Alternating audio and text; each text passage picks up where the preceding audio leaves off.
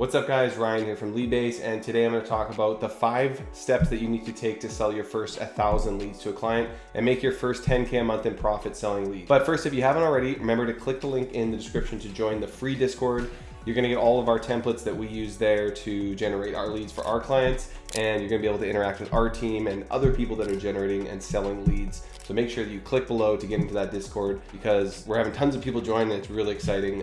Again, because it is free, we're not selling anything in there. You literally just get our templates, and we're just trying to build a community because I truly enjoy making these videos and chatting with you people. So yeah, I'd love if you click below and join that, and we'll see you there. Well, let's jump in the video. So we're going to talk about the 5 things that I do when I'm going into a brand new niche or vertical to sell leads. So if you don't know what a niche or vertical specifically is, in this case, let's define that first. So when you're picking a niche or a vertical, what I mean by that is you're going to want to pick a market or an industry to go into that you're going to focus on when you're selling leads. Because instead of going to a bunch of different types of businesses and trying to create campaigns for all those different businesses, having maybe 10 different campaigns going for life insurance and financials and mortgages and selling water bottles and all these different types of campaigns, instead we're going to pick one niche, and maybe it can be even a very specific niche, and we're going to try and dominate that niche so that we can become experts in it.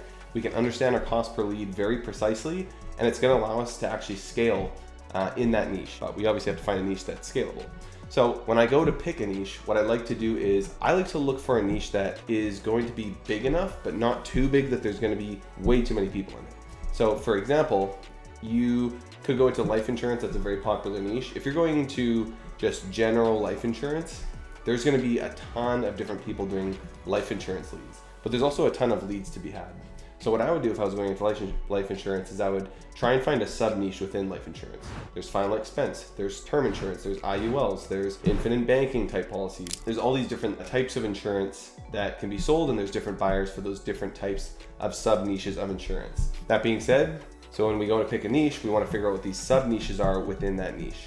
So let's think of another example here. Let's think financing or lending. Okay, so in the big umbrella of lending, we have car finance, we have mortgages, we have debt consolidation, we have loans for businesses, we have loans for project around the house, we have refinancing of your mortgage, we have all these different types of lending that we can go into, right? So let's just say, for example, I'm going to select car finance. Okay, within car financing, okay, now where am I going to focus that? Am I going to focus my car financing ads on the just broad general market? And maybe that would work well for you. But you could also focus on students, or you could focus on retired people who are looking to maybe upgrade their ride, okay?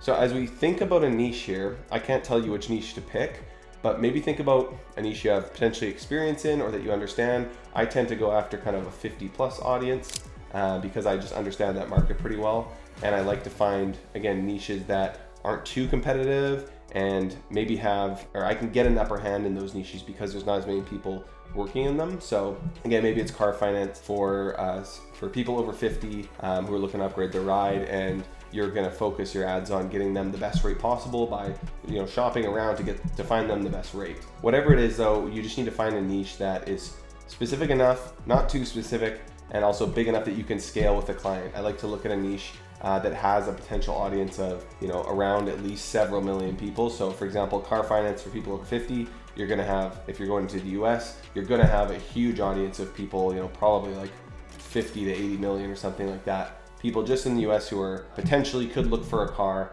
and might actually fit the bill for selling a lead. And I do think car finance isn't necessarily like the most competitive industry, so that would be one that you could potentially go into. So again, number 1, pick a niche. Number 2 is you're gonna wanna figure out what a lead costs.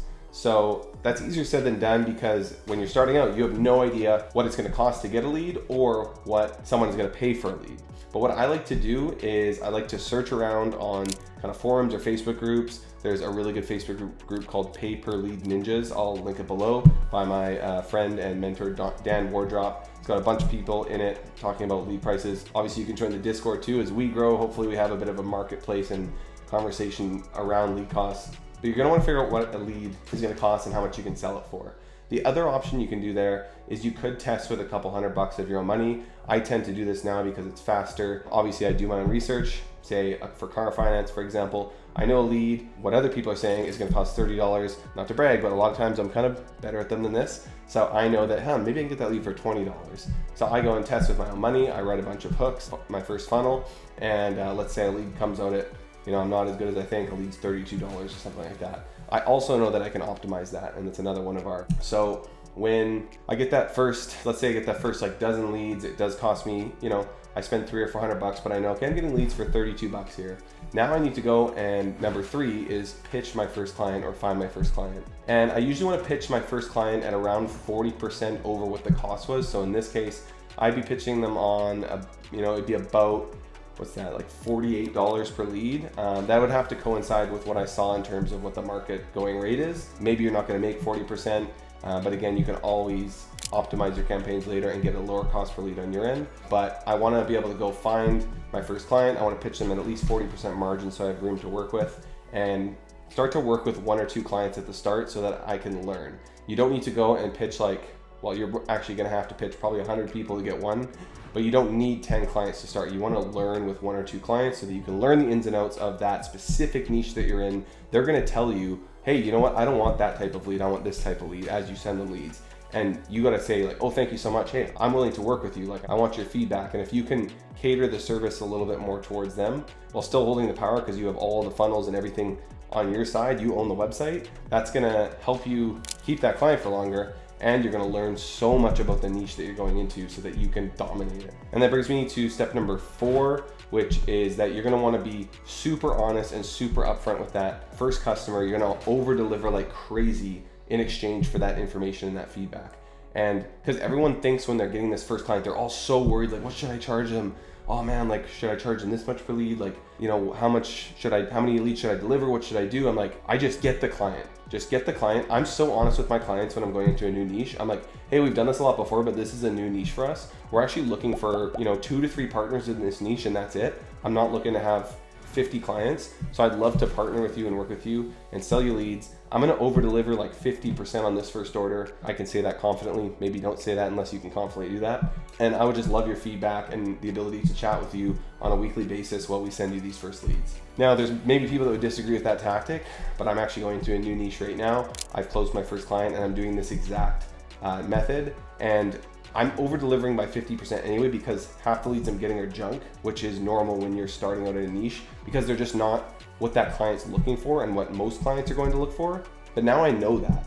So I just, again, say to this client, hey, I'm new, but we've crushed it in a dozen different niches already, and we know what we're doing. So we need your help to be able to figure out what your perfect lead is. And if you stick with us and give us that feedback, we're gonna both make a lot of money and do very well in this niche. You know what? If that client doesn't work out, that's okay, because I learned a lot. And hopefully you can at least help them break even. That's always my goal. Is I don't want to take anybody's money or have a bad reputation. Sometimes digital leads just don't work out for people, and that's okay. You can move on from your client and find another one. But I do like to just over deliver like crazy on that first order. Like I just sold a trial package. I'll probably literally over deliver by double on this package because I'm getting leads for like way cheaper than I'm selling them right now. But I'm learning a lot. And again, a lot of them don't really work for this client, which is what I want to know. Because now when I pitch the second client, I can confidently tell them exactly what the price is, and I can deliver exactly what they're gonna want based on what I learned with this first client. And step number 5 is scale and optimize. So now that I have my niche picked out, I've got my cost per lead, I've pitched a client and I've closed them, and I've learned a bunch about this niche. Again, it's car finance. Let's say that, hey, my cost per lead, it's settled at like $22 and I'm selling these for, let's $48 like I said. I'm making more than 50% margin. Obviously, I've got some other costs in there as well. Now my goal is to continually scale and optimize in this niche. There's 2 parts of that. Scale, meaning I want to get to at least 1,500 leads a month or 50 leads per day in this niche, because that's going to allow me to make like 20, 30K a month in profit. I didn't do the math there. That's just what I jumped to. That's going to allow me to make that money. And then, so there's 2 parts there. One is to scale and the other to optimize. So when I scale, I really want to think about how can I get to about 1,500 leads per month at the low end, ideally around 3,000 leads per month or 100 leads per day. That's kind of what I look for in a niche, because that's going to allow me to make, 40, 50 grand a month in profit, depending on what my margin is. And so when I'm scaling, I'm increasing my budgets on the different platforms. I'm going from, usually I start out on Facebook and I kind of test my hooks there because it's very easy to start. And I start to plug it into Google, I start to plug it into YouTube, I start to plug it into TikTok. I start to expand out across different platforms, and I start to scale the budgets on each platform as well. Because if you just scale on one platform, you're susceptible to being shut down, and you're also going to have negative economies of scale. But if you scale outward, you have so much more room to grow as you go out. You can also go then and get more clients. Basically with that first client, you can say to them like, hey, how many leads can you take? Like, what kind of volume can you do? If they tell you 100 per day, then give them 100 per day. If you want to diversify and maybe they'll take like only 20 a day, then go find other clients, and now you have a case study or testimonial that you can show that next client and say, yep, client A, you can share the name of the first client if you want to. I usually don't share my clients with other clients because they're competitors. But you say, hey, I've sold 480 leads to client A, and they're stoked. I'd love for you to be the second partner, and I'm really not looking to have too many more partners in this niche, so let me know if you want in. And then you can scale, by selling. Now you've expanded to different platforms, and you can continue to scale and sell more leads to each of your clients. Hopefully they're bringing on new salespeople because your leads are so good that they need more lead. They want more leads, they need more salespeople to close them, and they're making more money, and then you're making more money. And you also want to be optimizing. So as you're scaling on these platforms, you want to be creating tons of new creatives on every single platform all the time.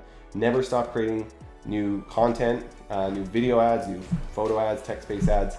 You got to always be trying to optimize your CPL, because again, let's say I'm selling it for 48 and I'm getting it for 22, Facebook could shut me down tomorrow, and now my overall cost goes to 35, whatever it might be. I want to be ready and always looking to get that lead cost down, because I'll tell you right now, there's times where I've been selling leads for $50 and I've gotten the lead cost down to like $8 because I've just tested like crazy.